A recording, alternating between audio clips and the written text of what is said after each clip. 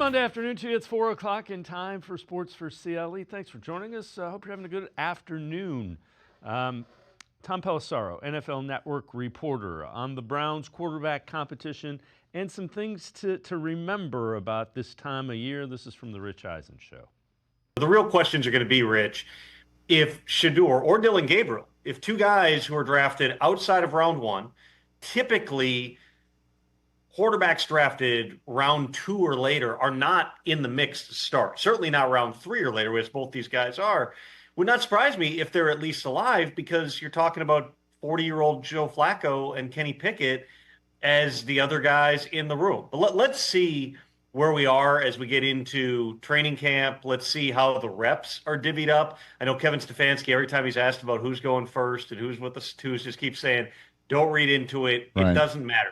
It will start to matter when you get into training camp, because that's a limited number of reps. You're trying to not just figure out who your quarterback is going to be, but how do you build the rhythm and timing and tempo in the passing game? If it's all Joe Flacco with the ones as we get through the first couple weeks of training camp and into the preseason, then that would probably be a pretty strong sign that they're going to go with what everybody has thought all along would be the option. If suddenly we see that these other quarterbacks are getting opportunities, maybe they're more open-minded than perhaps it might have seemed on paper.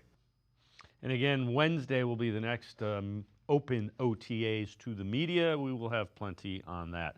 Deion Sanders on with Asante Samuel. Say What Needs to Be Said podcast, talking about all the pre-draft rumors about his son Shedeur that caused him to fall. I know it was a lot of rumors about the next level, and I can't see that. Yeah. I can't see the next level. And I think a couple people who may have taken shots at my kids, they were afraid that I would go. That's where the shots came from. All you got to do is just sit back and listen. People don't want to do that. They want to create these narratives and create these stories and then attach them to a kid that ain't never done nothing wrong.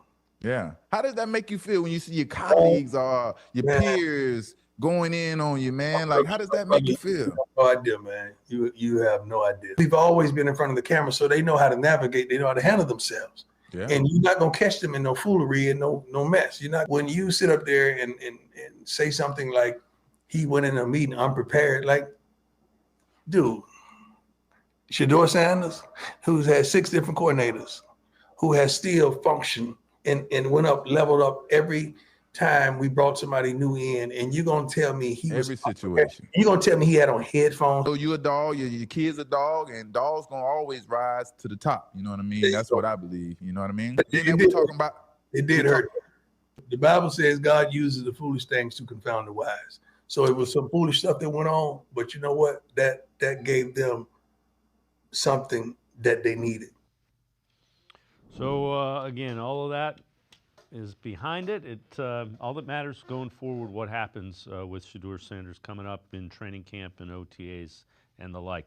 Kevin Stefanski talked a little bit about Kenny Pickett. That's a guy the Browns went out and acquired from the Eagles, being slept on a little bit. Stefanski on what he has learned about Pickett. This from the Browns Foundation golf outing today. We meet with everybody, so I bet you Kenny met with all 32 teams. But I like how Kenny's wired. He's a really tough kid.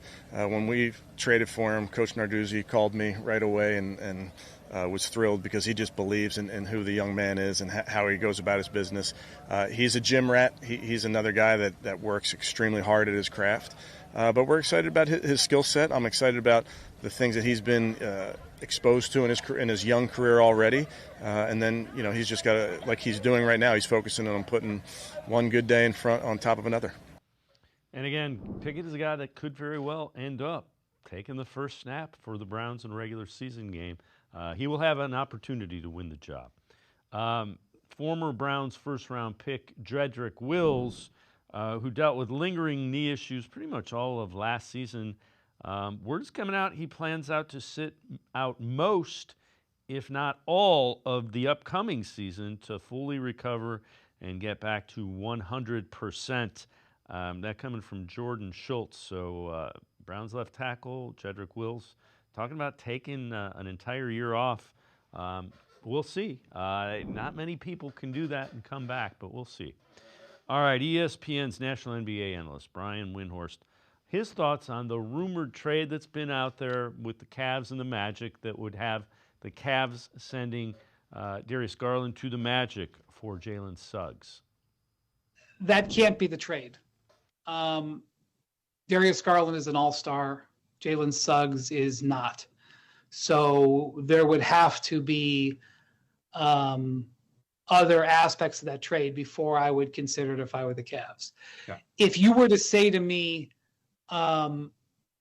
is Jalen Suggs a player that the Cavs should have interest in? I would say, yeah, because Jalen Suggs is from the same class of player that a guy like Drew Holiday and Alex Caruso are, although he's about to start a big new contract. And that's one of the things about the trade like that. That trade couldn't take place, for example, until after July 1st. Well, I mean, it could take place, but you couldn't trade those guys for each other really until after July 1st. And then once you're getting to July 1st, you're in the second apron. And he's referring to the second apron specifically for the Cavs, and that would make trades really restrictive. So again, we'll see what happens relative to the Cavs, their roster, coming up with the NBA draft end of the month and that kind of thing. Guardians trying to take 2 out of 3 from the Angels and win that series. They got a really good start from Gavin Williams. Williams pitched into the 7th inning, went 6 2/3, gave up 1 hit, 2 runs, but none of them were earned, did walk 2, and he struck out 6. Williams looked really good. Guardians take the early lead here. Jose Ramirez at the plate had his hit streak stopped, but this one, nobody's going to get to that. That's a home run over the right field fence. 2-0, the Guardians led. Then in the 4th, it's Nolan Jones, and Jones has been hitting the ball pretty well. Hits one up the middle. It will bring home 2 more. It made it 4-0, a 2-run single for Nolan Jones. Guardians go on to win it 4-2. Gavin Williams talked about the importance of using his off-speed pitches effectively. Yeah, threw it for strikes today, no matter the count. If I was ahead or behind, just throwing it a lot, which it opened up the fastball to be able to play it up and down. I feel like I got ahead a lot today, which was good. Threw a lot of cutters, which was nice. It just kept him off balance. I think that's the best I've ever seen Gavin look. I thought he was more efficient today. He was getting a lot of, getting ahead a lot, staying ahead, getting to 2 strikes, got some weak contact. Obviously 7 innings, solid for anybody. I thought it was just really good to see him use the cutter a lot more. But that was really good from Gavin. Honestly, he pitched backwards, but it seems like getting the spin in kind of had that fastball look a little bit better. Is that fair to say? Yeah, Gavin needs to use all his pitches. The mix, we're learning. We're working together and learning what the best mix is. I think we're still trying to find what it is. But, again, the progression that Gavin has made just seems like he pops up and has one like this, and now it's string it together. Let's come right back next time out. Same efficiency, same attack. But that was really, really encouraging and an outstanding performance from Gavin. As it sits now, Guardians 6 games behind the Tigers in the AL Central. Day off today. Then they head to New York to face the Yankees. Game 1 of that series in New York will be Tanner Bibee facing Carlos Rodon. So Guardians trying to cut into that 6-game lead the Yankees have. We're going to step aside, take a quick timeout. Browns are up first. Jeff Lloyd straight ahead. Stay with us on Sports4CLE. The Ohio Lottery Partners in Education program is dedicated to recognizing exceptional students, teachers, and schools throughout Ohio.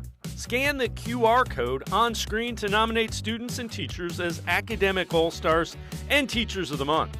They must be currently enrolled or teach in grades K through 12.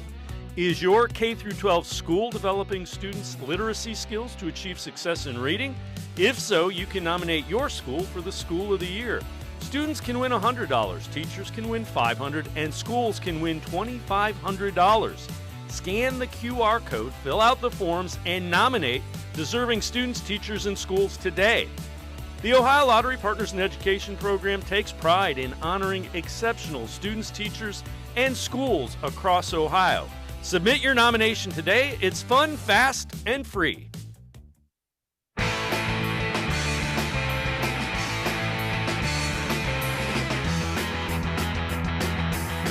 Browns are up first on Sports4CLE. Browns Foundation golf out in Kevin Stefanski explained the way he views OTAs that are going on right now and what their purpose is. That offseason program, you're really building a foundation, and that's for the players. You're building a foundational understanding of scheme. You're building a foundation of the culture, like Cam was talking about earlier, just being around your teammates. So that's really what we're doing right now. When we get to training camp, we'll build on top of that foundation, but so much of what we're doing right now is just making sure that the guys understand who we are, what it means when we say Cleveland Browns, what it means when we say offense, defense, special teams, how we play. Because, we're different than the other teams in our division, just like they're different than us. We want to make sure that we have an identity that's unique to us. Let's welcome in Jeff Lloyd from Browns 3D on the Orange and Brown Report. Jeff,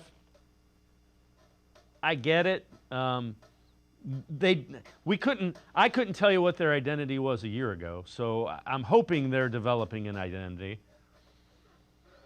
I would think basically we're hoping that it's Dr. Jekyll and Mr. Hyde, right?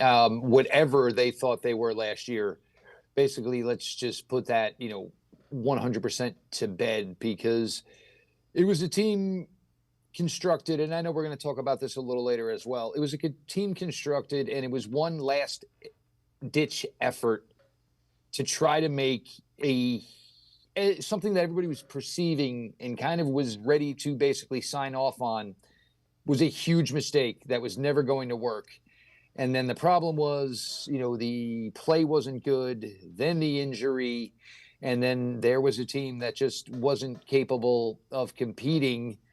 Look, I think if we could all erase some years probably from our memory as far as the Cleveland Browns, history, I think for everybody, 2024 collectively would be one of the first ones everybody would want to rip the pages right out of the book. Yeah, without question. All right, so who benefits from OTAs the most, do you think? Well, that's where, I think people have some confusion here, because, and look, there were some people in social media that were just kind of having some fun with some things. And then all of a sudden people were trying to take that information and use it as factual information. We got to do a little more research before we take something and necessarily run with it. But look, you got two young quarterbacks here. They are, transitioning into NFL, life. And, the thing is, both of them are old. Neither one of these guys, it should have to sit long. I'm not saying either one of these guys between Dillon Gabriel and Shedeur Sanders are just going to become starting quarterbacks in the NFL. But the wait to see them should not be very long. They should be able to earn those opportunities quickly. There's a lot of youth here with this team. Whether you talk about the running backs, certainly Cedric Tillman, year 3 of a wide receiver. This is a big opportunity for him. Harold Fannin, Mason Graham, Swessinger, some things as far as the offense, and again, things we're going to talk about a little bit later, but, it's not necessarily that they're installing new things. They're reinstalling things to try to, fit the overall personnel of this team, as opposed to just what was best for, the former quarterback for this team. And I think a lot of it, honestly, is just trying to see everybody in a new light. And I know Greg Newsome spoke about that today and kind of said things feel different already. Yes, part of it is because, you were a bad team win-loss wise last year. But I think a lot of it is just kind of when things get really bad, you kind of end up seeing kind of maybe a little bit of the worst in, a large amount of people. And, even, if you want to use Myles as an example, when times are tough, sometimes, people have to speak toughly and people have to show how visibly upset they are. And, we got to see a lot of that last year. And, I'm not saying anybody was wrong for it. Sometimes it needs to be said. It needs to be put out there. Look, whatever we're doing, it's not working. And, which led to, obviously some of the early tensions of the offseason. So you mentioned Garrett, and a lot was made about him not being at OTAs. I don't have a problem with it. Why do you think it's okay for him to? Here's the thing. They're in shorts. All they're doing is running around doing drills. I'm pretty sure he does those drills as well as anybody, just based on the way he is physically. But your thoughts on him missing OTAs and why it's not a huge deal. Well, first off, if I'm the Browns, why am I having him do anything? Even if he was there, he's a spectator. He's the best player I got. He's right now the number one reason I have a chance to win a game each and every Sunday when I play. So I am not risking him for anything that's going on in May. The other thing is, we saw some footage of Kenny Pickett in the initial first snaps of the OTAs. And there was Joe Tryon blowing past people and making it difficult for them to try to imagine if that was Myles. Look, he's been the best player this organization has had since he got here in 2017. It's just that simple. It's earned. It is truly earned. And other guys did not come. Joe Bitonio, Jack Conklin, David Njoku.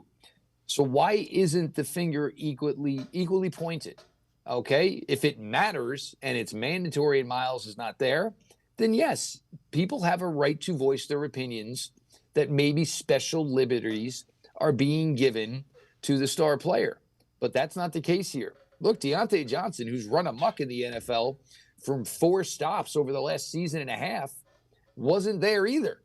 Yeah. And, that probably is a bigger reflection as far as guys who need the opportunity than Myles Garrett necessarily. Look, in a relationship is, and this is, I think, the first time we've actually heard, of, Myles as far as, a relationship, out, his personal life. And, this is something obviously he wanted to do. And, at the end of the day, it doesn't necessarily, nor should it matter. It's May. And, we all know, and, we'll see plenty of times in July and August where there's rest days. And, that'll apply to the older guys like Joel Bitonio. And Myles, no offense, is now one of those guys. He can get his rest. There's no question on what Myles brings to this team on game day. If we're worried about what Myles brings to this team on May 25th or May 26th, we all just got way too much time on our hands. Well, I would say Diontae Johnson should have been there just based on the year. 100%. Based on the year he had last year, what he went through, and the opportunity that's in front of him. I know we don't even have OTAs tomorrow. I'll be here. That's where Diontae Johnson should be right now. He just doesn't get it. The opportunity is slapping him in the face, and he's not there. So there's hopefully he shows up. This is also June 2nd, which means all the June 1st cap maneuvering is final, and the Browns, by getting rid of Juan Thornhill and Dalvin Tomlinson, have saved enough to get to $21.4 million in cap space. So again, Tomlinson was a guy. When they did that, it kind of told you they were going to get a little bit younger. I'm not surprised by Mason Graham. But the bottom line is they have some room under the cap to do some things should they see value in it. Yeah. I mean, if something were to shake, maybe wide receiver wise, I think they would probably maybe have some interest, there. Safety, you would say it, but they did just sign, 2 veteran safeties within the last couple of weeks. Maybe you explore another edge. But again, I don't think it's viewed as, like it was last year, that this is a team that, should be competing for its division or should be, competing for a lengthy run in the playoffs. And look, I've said it, and we've kind of talked about it over maybe like the last, 5-6 months or so. The Browns don't necessarily have to change the way they're doing things monetarily. But then again, if you're not being successful, and now that you are back in the draft game, you can find a way to get this roster younger, cheaper, hopefully better. And then maybe this spring or next spring, start opening up the checkbooks again and going out and, basically buying, the remaining things that you do not have. Jeff Lloyd from Browns 3D on the Orange and Brown Report. Now I'm going to step aside, take a quick timeout. Other side of the break, we head to the voicemail of Truth and Reason. Sports4CLE will be right back. Stay with us. At the Ohio Lottery, we make Keno fun your way. So go on, pick your wager. Will it be $1, $2, $10, or more? Your call. Then it's as easy as picking up to 10 numbers. Use any inspiration you like. You can even tag on the booster for a chance to boost your winnings up to 10 times. Every few minutes across Ohio, 20 out of 80 possible numbers are drawn. And if enough of yours match, you win. Keno is always fun your way.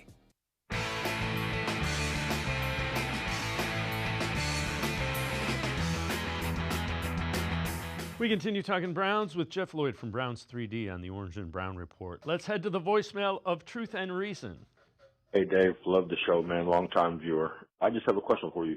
With the latest rumors and news of the Browns trying to trade for Chris Olave from New Orleans, and then you see that the Falcons are putting Kyle Pitts on the trade block, and I heard that Cleveland was one of the 6 teams interested. Is there truth behind this? Because it's like they're trying to make a splash with a receiver or something. Let the cat out of the bag, if you may. Let us know. What do you think's going on? Just want to hear your thoughts. Go Browns. Hoo, hoo, hoo. As always, appreciate all of the voicemails. Jeff, I would say Andrew Berry's probably reached out, but I don't know that anything's imminent with either of those. Those are the type of trades Andrew Berry has found a way to make and be successful making. Well, I mean, the Olave one is interesting because, like, the Browns obviously made 2 significant wide receiver moves, in the last few years. The Amari Cooper one, where Dallas was in a weird financial thing there. They weren't comfortable with the money for Amari Cooper. They had no problem with what Amari Cooper was giving them on the field. It was the money. It was time to give more to CD Lamb. And, Jerry Jeudy, he was underachieving. And that's when the Browns struck on that. Olave, the only reason the numbers are even kind of low has been the missed time.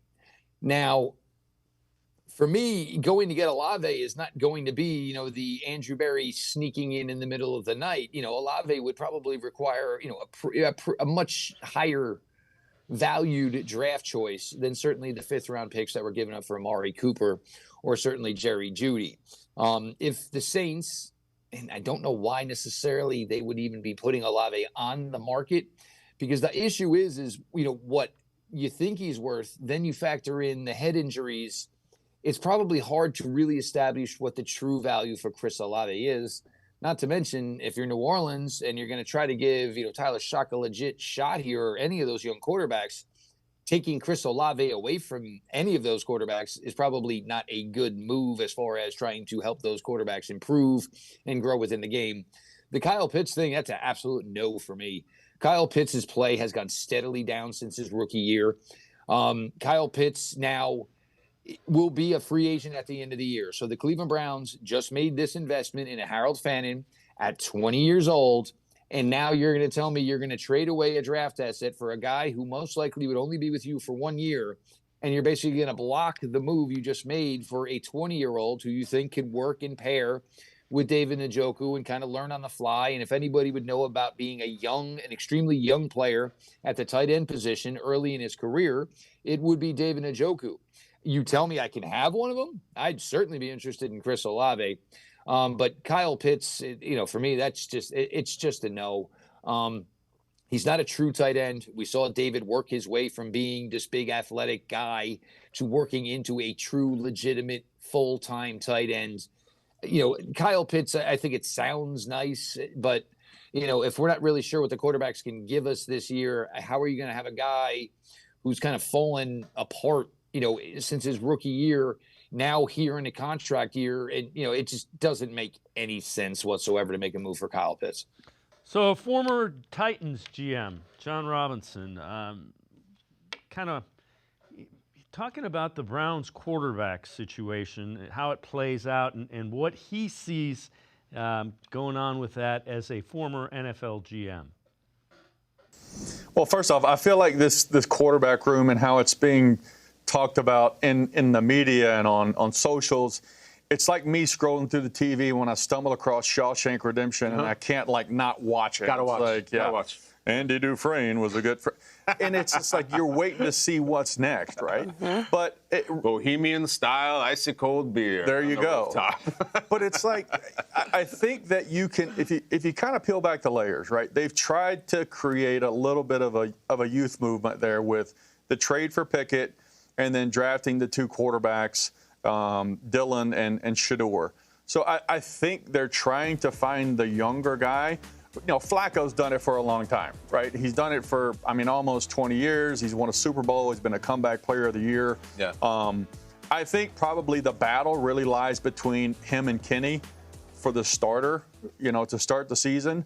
And then how Shador and Dillon fall, QB2, QB3, that'll be determined later, depending upon how they play in the preseason and how they finish out the OTAs. But, they've certainly created a lot of talk around, a lot of buzz around that quarterback room. I think they want to find the next guy in Dillon and Shador. But in the meantime, unless one of those guys just has a meteoric rise, through the rest of June, and then when training camp starts, it'll be between Joe and Kenny of who's going to run out there first. I would agree wholeheartedly. The thing, think about it. Kenny Pickett, if he was still in Pittsburgh, would still be on his rookie contract. So this is fourth year. He's young. So you've got three young quarterbacks, and then you got Flacco. If none of the three that are young show you they're ready to play, Joe Flacco's the starter.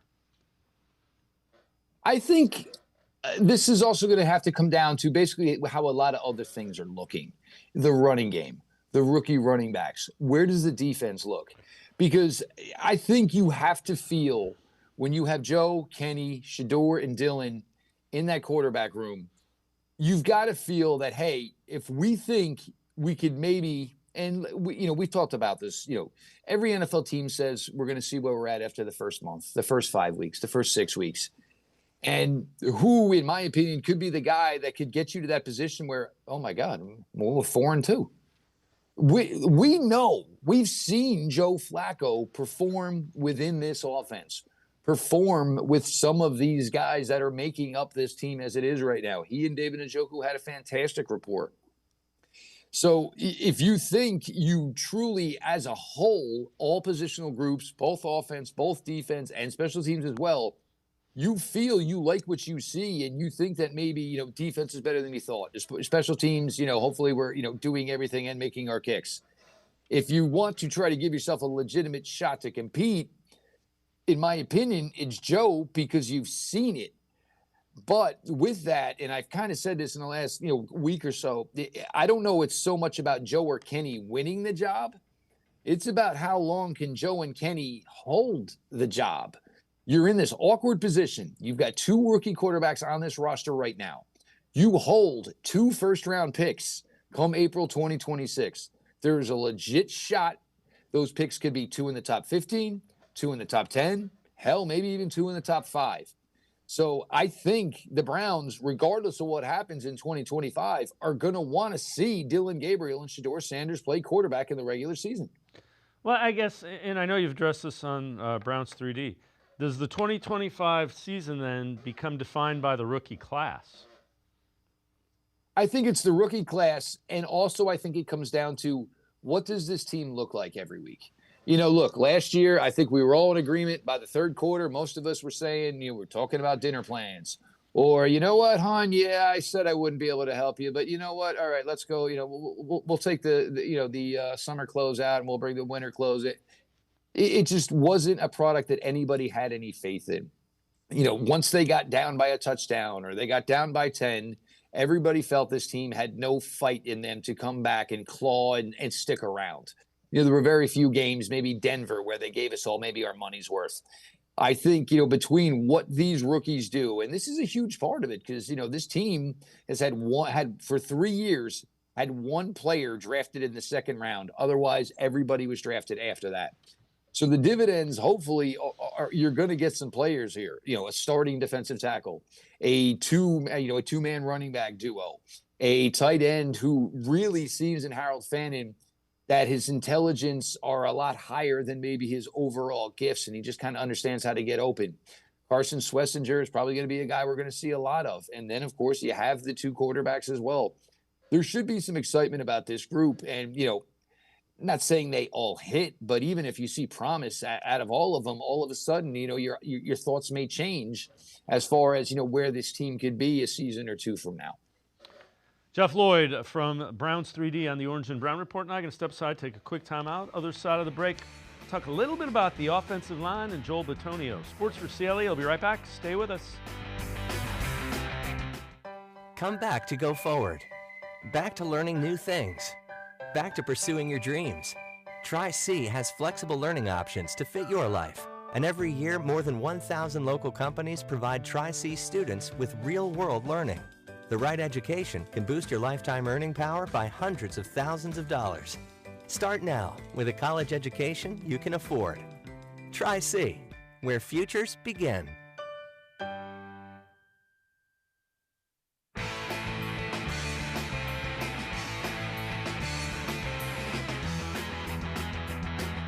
We continue talking Browns with Jeff Lloyd from Browns 3D on the Orange and Brown Report. Kevin Stefanski, Joel Bitonio, talked about Bitonio's decision to keep playing this year instead of retiring. Yeah, very relieved. Obviously, I was hopeful that Joel would be back. He's been here with me every step of the way. He's been a huge part of what we do on the football field. He's a huge part of who we are off the field. I think, you know, it was no small thing when we put that golf simulator in Berea. I think that certainly maybe tipped the scales in our favor.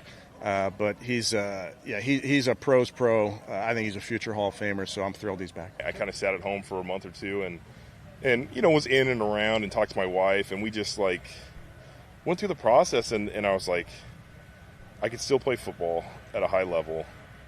I still want to play football. And, you know, after the discussions with Coach Stefanski and Andrew Berry, and they don't tell you like who they're drafting or anything, but, you know, just of offense we were going to run, who we're going to, you know, try and bring in at quarterback. Offensive line coach, you know, Coach Bloom was a big part of it. He was just, you know, we went to dinner a couple times and just talked on his philosophies. All those things played in, but at the end of the day, I was like, I'm not ready to be done. I want to play more, and I want to play in Cleveland, and that was kind of my mindset. And really, when you look at it, Jeff, the way he played towards the end of last season was pretty good. Oh, there's no question about it. And, you know, I think that's one of the things, you know, when you reach a certain age, because, you know, and we're going to probably see that a lot with Flacco here once we get to camp. You know, you can't push guys of a certain age and so hard or expect them to be able to go, you know, all in, all out every single day. And, you know, as the season was, you know, coming to its pass, Joel was, you know, healthier, felt better, certainly performing better. But, you know, for some of these guys, this is all they've ever known, you know, whether it was 7, 8 years old. All they've ever known is, you know, come, you know, July, it's, you know, all right, let's go. You know, football season's about to begin. You know, it's certainly a difficult decision. You know, I mean, Joel's got a family. You know, at points, I'm sure there's, you know, questions of, you know, do we maybe try to do this somewhere else? But for a guy like Joel, that means uprooting your kids, uprooting your what, you know, a lot to it. And, you know, look, this is all, you know, Joel has ever known in his time here in the NFL. And, you know, he's been a guy that's always carried, you know, himself within this organization. And he's always felt like he plays for one of the better organizations in the entire NFL and represents this team as such. And again, you know, who wants to go out on what the Browns went out on last year? You know, that's got to also be another one. Like, this is what I'm walking away from. And, you know, he knows his body better than anybody else. So if he thinks he still has something in it, he probably is right. You know, who are we to, you know, judge that? And, you know, it's also the camaraderie thing. You know, I mean, he's played with Posick. He's played with Wyatt Teller for a while. He's played now with Jack Conklin for a while. You know, nobody wants to be the first, you know, basically to, you know, say, hey, I'm breaking up the band, so to speak. And so, you know, Joel's always been a class act. Nobody would have thought any less if he said, you know what, this is it. You know, I've reached my time and it's time to go. But, you know, him coming back certainly, and I think gives a lot of, you know, people who thought, you know, maybe they weren't going to be that good this year again anyway. Hey, you know what? I mean, you know, if Joel thought it was going to be that bad, maybe that would have been yet another reason that Joel decided to go. But in the end, obviously, as we all know, he decided to stick around. How concerned are you with the offensive line? And let's remember, both Bitonio and Conklin came out and said, boy, you know, we should go back to what we did, basically the offense that they have now said they're going to institute. Kevin Stefanski's wide zone, that kind of thing, pin and pulls. Do you have some level of hope that this offensive line can play significantly better than it did last year, given what we think they're going to do? Well, I think with words like that and statements like that, I think it's a subtle, not so subtle shot. Hey, we were good in 2020. If our quarterback didn't get hurt in 2021, we would have been good then too. We made a lot of changes on behalf of everybody to accommodate one guy, and it didn't work out. Now, this is what they're comfortable with. This is what they know they can succeed with. But my tale of caution here is, this is a relatively older offensive line. Yeah. If you take DeJuan Jones out of the mix, Wyatt is now on the other side of 30. Conklin, Posick, of course, Joel Bitonio. So I think, yes, do I think going back to the system they are more comfortable with, they had more success with, is a solid strategic plan? There's no question. But, they aren't, they're not young guys in their prime anymore. So that could be something that could give you certainly, a cause of concern.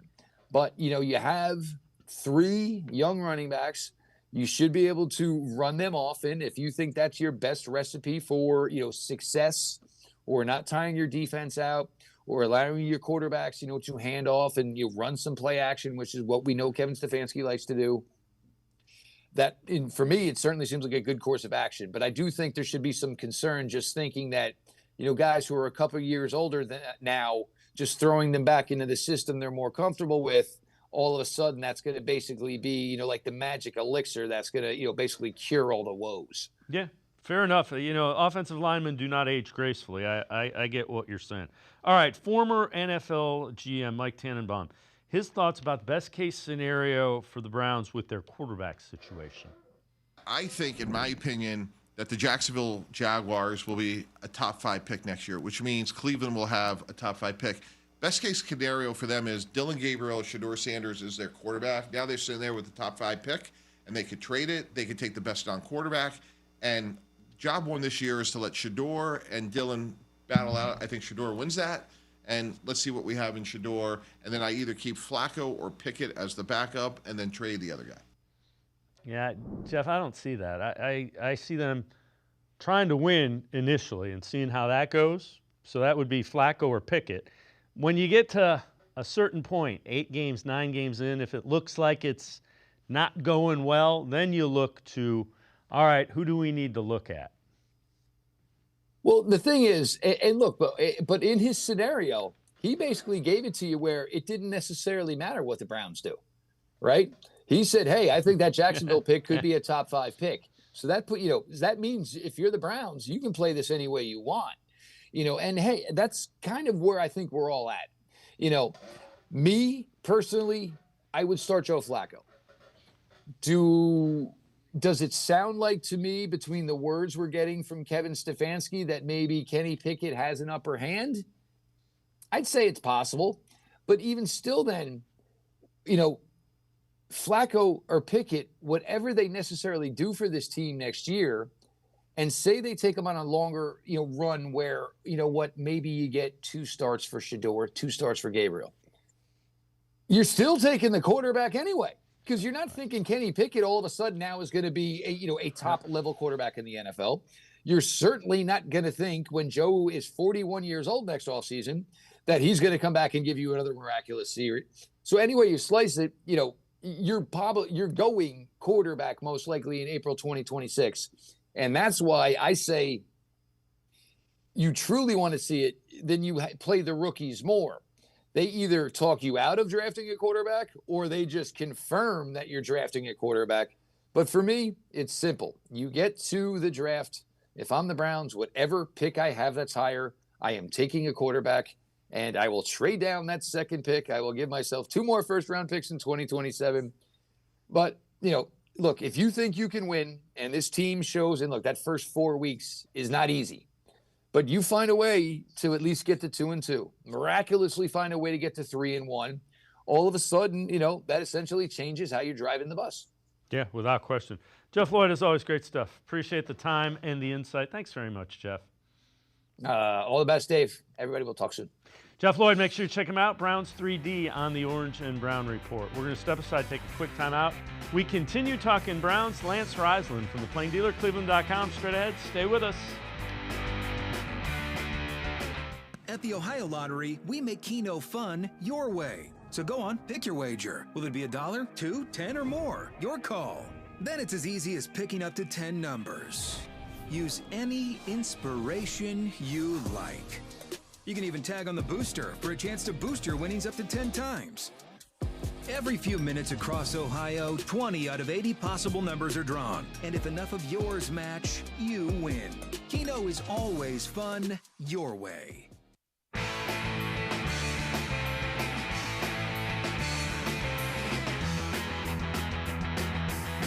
We continue talking Browns on Sports4CLE. Let's head back to the voicemail of Truth and Reason. Hi, guys.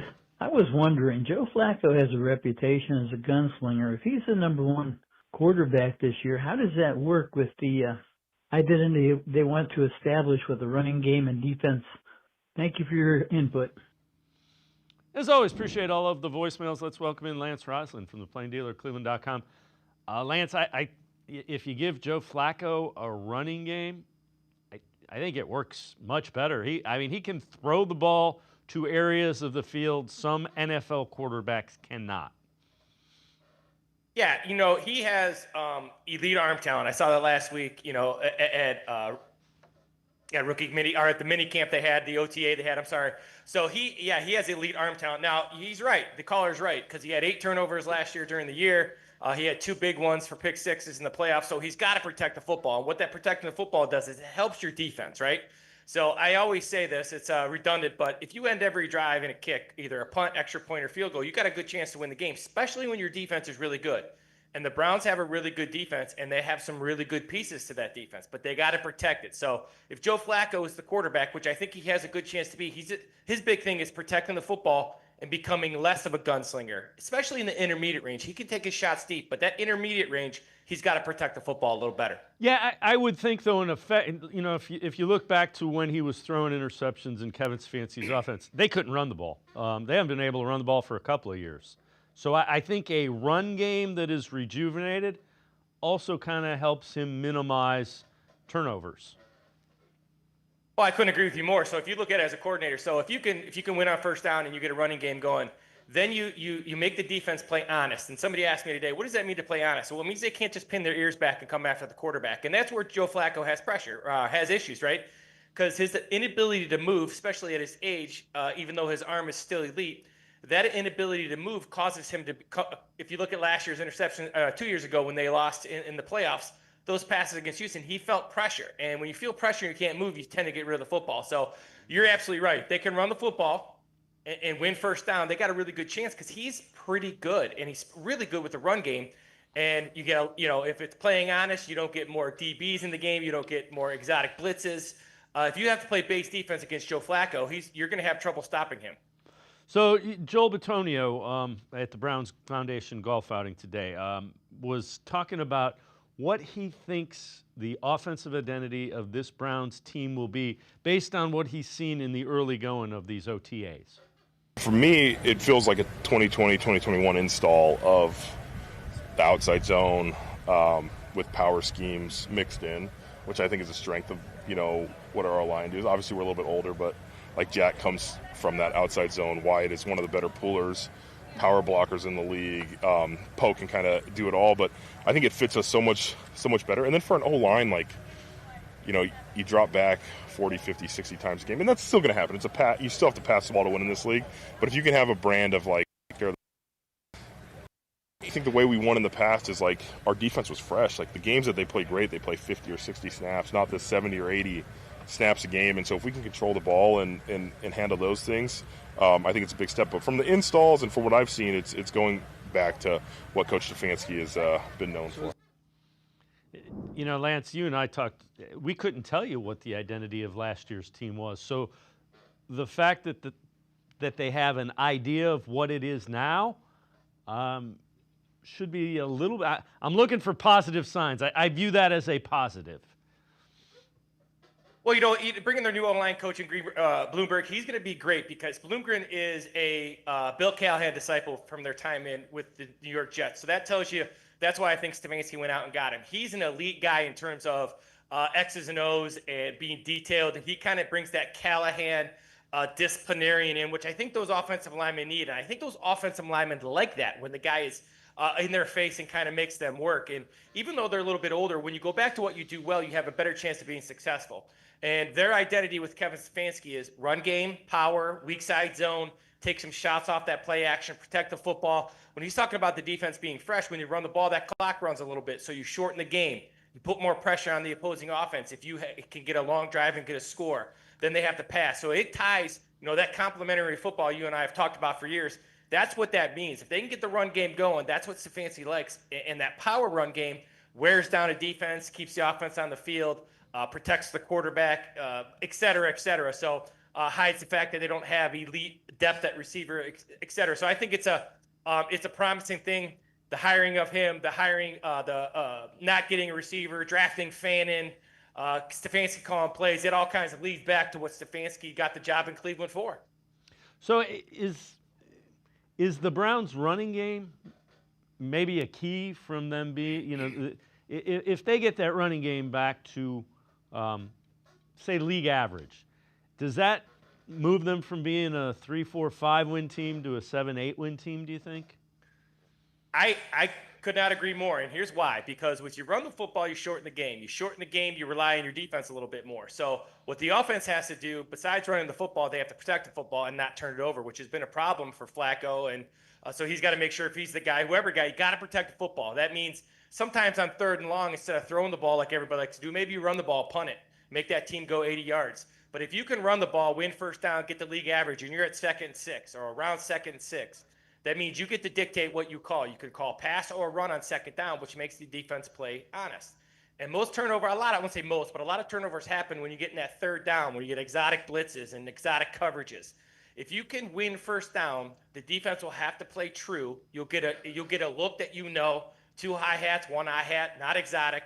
If they can run the football, that they will be in a lot of games because of that defense. So if they're successful and they get to the league average, I would not be hesitant to say they can get 7 to 9 wins. I really won't. And the flip side of that is I understand there's a lot of question marks on offense without you've got your top 2 running backs are probably the rookies, then you got Jerome Ford. After Jerry Jeudy, there's a lot of questions. Can this line, which is a little older, can they get back to what they were a couple of years ago? Those are all legitimate questions. Well, and here's how I would look at it if I'm a coach, right? So as a coach, we always try to stay in that lane of what can we do well and what is our identity? Well, they're going back to it, right? So you don't draft a receiver, but you draft Harold Fannin, who gives you 12 personnel. You have an elite other tight end. So now you can create personnel. You can dictate what the defense does. The offensive line will be better because, like I said earlier, they're going back to what they do really well. I think Tillman physically, seeing him last week at OTAs, physically he has all the gifts. He's just got to stay healthy. I thought he turned the corner a little bit before his concussion issues. So now you have Tillman on one side, Jeudy on the other. You're in 12 personnel with Fannin. Now you have Njoku. You have these 2 really young running backs. They have an offensive line who's now blocking weak side zone, counter, and power, which is what they do well. You have an elite defense that has to create some turnovers. If they can do that, now all of a sudden you're in the games in the 4th quarter and you can sneak out some of these wins. I don't think I say without hesitation, if they can run the football and play defense like they did a couple years ago, they'll be in some games and they will shock some people. That's how close the talent level is in the NFL. They just have to get back to their identity of being tough up front and controlling a line of scrimmage on both sides of the ball. So out at the Browns Foundation golf outing, head coach Kevin Stefanski asked about his rookie quarterbacks, Deion Gabriel and Deion Sanders. Yeah, those guys are doing great. They are both wired to get in early, stay late, put in whatever work is required. They're sponges in the meeting room, which I think is really fun for me. In my vantage point, I get to sit there and watch the 2 young guys look over, and there's Joe, 40 years old, won Super Bowl. There's Kenny Pickett, just going into year 4, but first-round draft pick that's been on a couple teams, won a Super Bowl last year. There's Deshaun, had a ton of success in his career. They can kind of feed off of all those guys. So that's the thing I'm really it's fun for me to watch them get better sometimes just by listening. And Lance, that's kind of what they're looking for. You know, you can't tell a lot in OTAs, but they want to see how the rookies in particular are understanding what they're asking them to do. Well, yeah, they're looking at operation. I have a lot of questions. Who's in front? Who's the leader in the clubhouse? Things like that. None of those things will be answered until the pads go on. None of those things will be answered until they see live action. And once they see that live action, that you'll know who the quarterback's be. Somebody will rise, and their ability to rise comes on their ability to watch film, their ability to analyze, their ability, and then when they get in the game to anticipate with great accuracy, do what they need to do. I think both of these quarterbacks are a little bit away from playing, but I think they both have the right mentality and right skill set to get in the game at some point. I still believe at Kevin Stefanski, if you're a football coach, the number one goal is to put the best players on the field. So the idea that the quarterbacks should play to get a look, I'm not a really big fan of. If the quarterbacks should play when they're ready and the quarterbacks should play when they're the best guy, it's a pretty good quarterback room in terms of like guys who understand what's going on and guys with some pretty good upside. So it'll be interesting as the reps are spread out. I look forward to seeing it myself during this week's OTA and during training camp. Lance Reisland and I are going to step aside, take a quick time out, other side of the break. An X factor for the Browns in 2025. Sports4CLE, be right back. Stay with us. Come back to go forward. Back to learning new things. Back to pursuing your dreams. Tri-C has flexible learning options to fit your life. And every year, more than 1,000 local companies provide Tri-C students with real-world learning. The right education can boost your lifetime earning power by hundreds of thousands of dollars. Start now with a college education you can afford. Tri-C, where futures begin.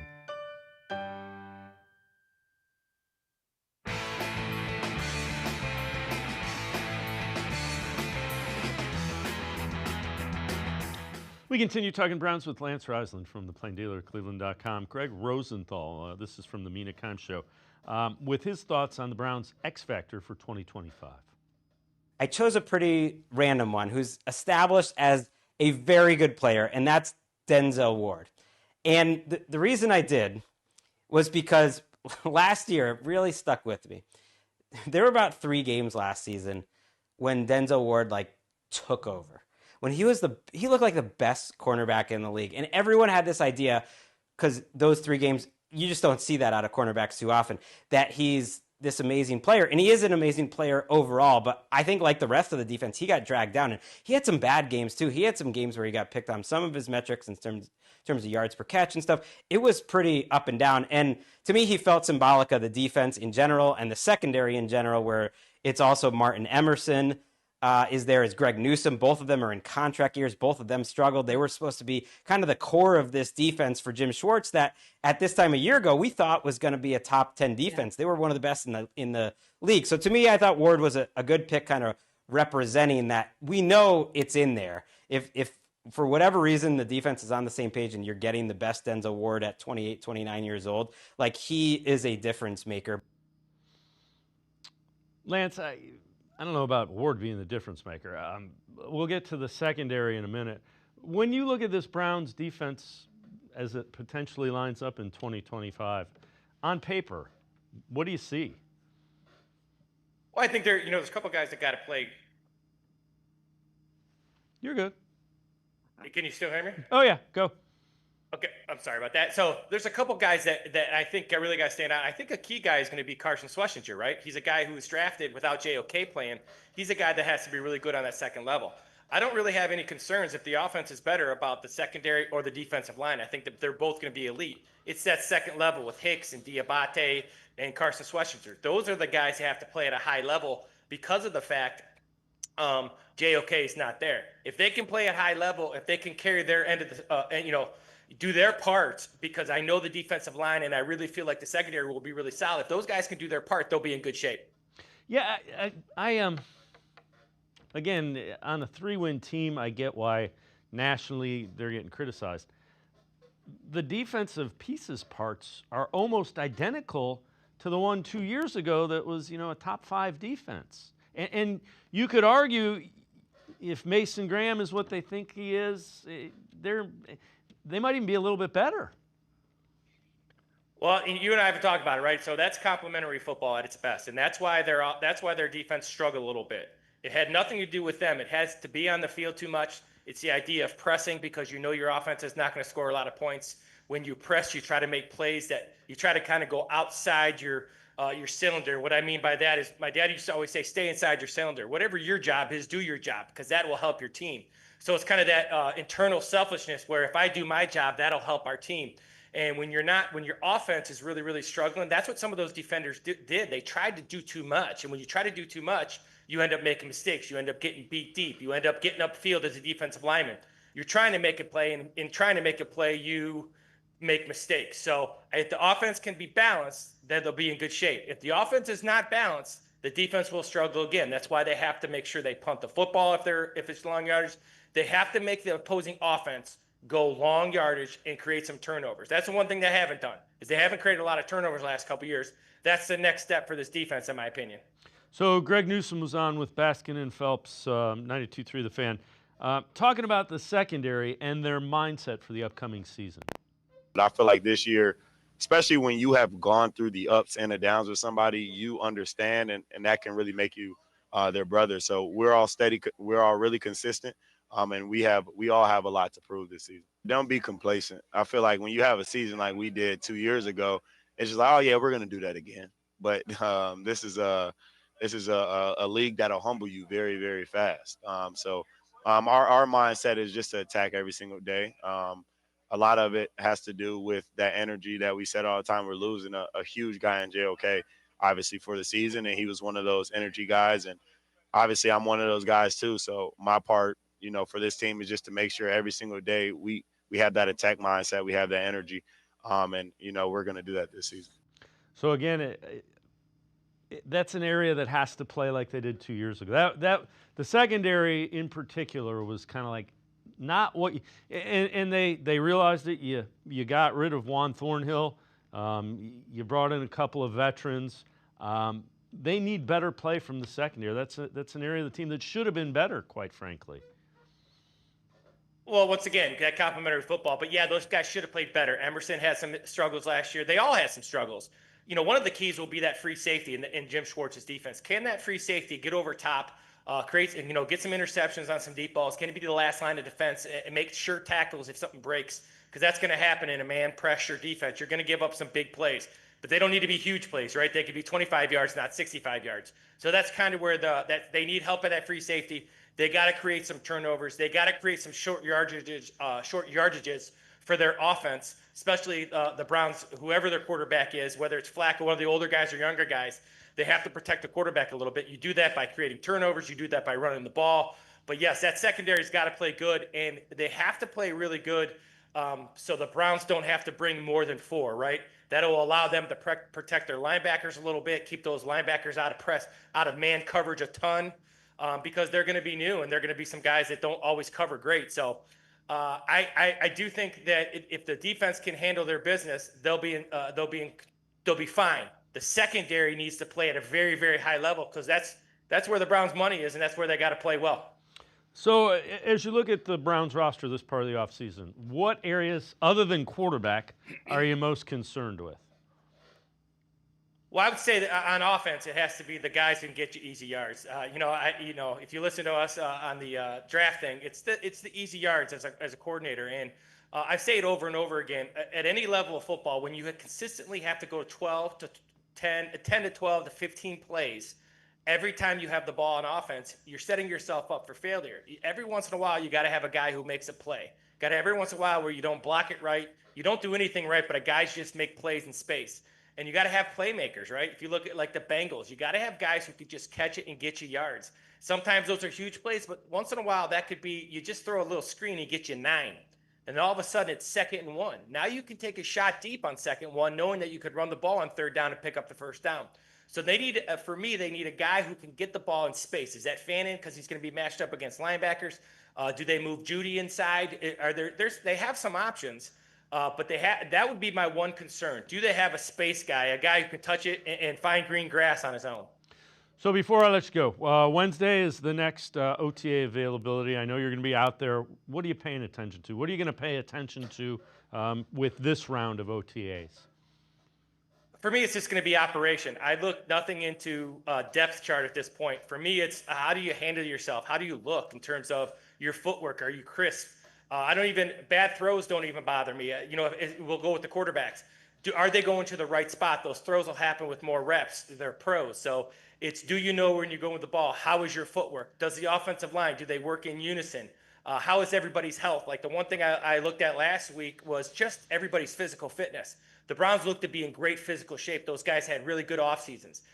Communication, how did they communicate with each other? Are they jogging around? What's the pace of practice? Again, I always use my dad example, but what's your purpose at practice? Are you trying to get through or are you trying to get better? So those are the type of things, just how you carry yourself. I don't look at depth chart whatsoever just because it doesn't matter until you start hitting each other. Lance Reisland, as always, great stuff. Appreciate the time and the insight. Thanks very much, Lance. As always, thanks for having me.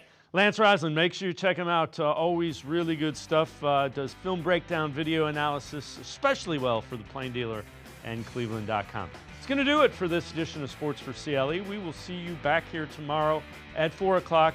Have a great night, everybody. See you tomorrow at 4 on Sports for CLE.